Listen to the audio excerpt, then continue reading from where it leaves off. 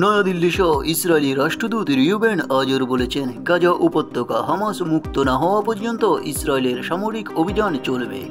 একই সঙ্গে তিনি ফিলিস্তিনি স্বাধীনকামী সংগঠনটির সামনে দুটি পথ খোলা রয়েছে বলে উল্লেখ করেন। বুধবার ভারতীয় সংবাদ মাধ্যম এনডিটিভির এক প্রতিবেদনে এই তথ্য জানানো হয়েছে। এতে বলা হয়েছে, ৪২ দিনের অস্থায়ী যুদ্ধবিরতি শেষ হয়েছে, কিন্তু হামাস ইসরায়েলের বন্দীদের মুক্তি না দেওয়া ইসরায়েলের সামনে সামরিক পদক্ষেপ ছাড়া আর কোনো বিকল্প নেই। যদিও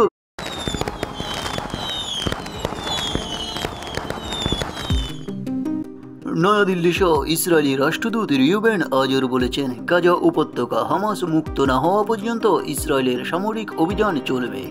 একই সঙ্গে তিনি ফিলিস্তিনি স্বাধীনকামী সংগঠনটির সামনে দুটি পথ খোলা রয়েছে বলে উল্লেখ করেন।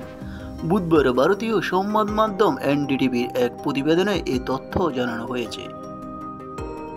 এতে বলা হয়েছে, ৪২ দিনের অস্থায়ী যুদ্ধবিরতি শেষ হয়েছে, কিন্তু হামাস ইসরায়েলের বন্দীদের মুক্তি না দেওয়া ইসরায়েলের সামনে সামরিক পদক্ষেপ ছাড়া আর কোনো বিকল্প নেই।